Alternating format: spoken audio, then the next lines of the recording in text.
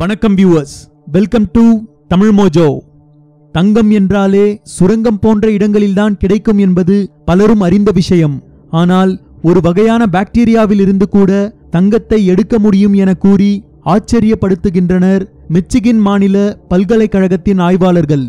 இதை பற்றின சில ஆச்சரியம் தரக்கூடிய தகவல்களை தான் இப்பொழுது தமிழ் மோஜோவில் நாம் காண இருக்கிறோம். கப்ரியாவிடஸ் மெட்டாலிடுரன்ஸ் என்று அழைக்கப்படும் பாக்டீரியா தான் தங்கத்தை கொடுக்கிறது. விஷத்தை தங்கமாக மாற்றும் முயற்சிதான் இது.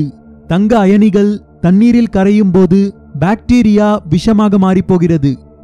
இதிலிருந்து தன்னை பாதுகாத்துக் கொள்ள டெல்ப்டி பாக்டீன் ஏ என்ற புரதத்தை அது உருவாக்குகிறது.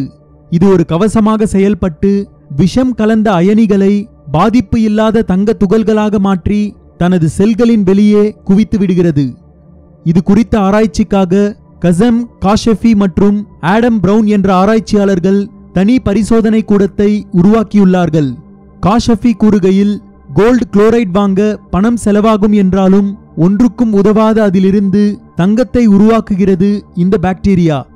பரிசோதனை கூடத்தில் பாக்டீரியாவை வைத்துவிட்டு கோல்டு குளோரைட் உள்ளே செலுத்தினால் ஒரு வாரத்தில் அது அனைத்தையும் தங்கமாக மாற்றி விடுகிறது என இவர் கூறுகிறார்.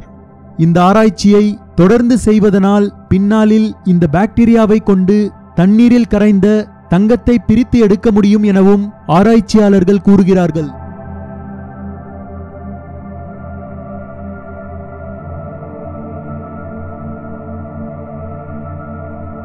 இதை பற்றின உங்களது கருத்துக்களை கமெண்ட் பண்ணுங்க. இந்த வீடியோ உங்களுக்கு பிடிச்சிருந்தா லைக் பண்ணுங்க, ஷேர் பண்ணுங்க. மேலும் இது போன்று உலகளாவிய பல சுவாரஸ்யமான தகவல்களை தெரிந்து கொள்ள தமிழ் மோஜோ சேனலை சப்ஸ்கிரைப் பண்ணுங்க.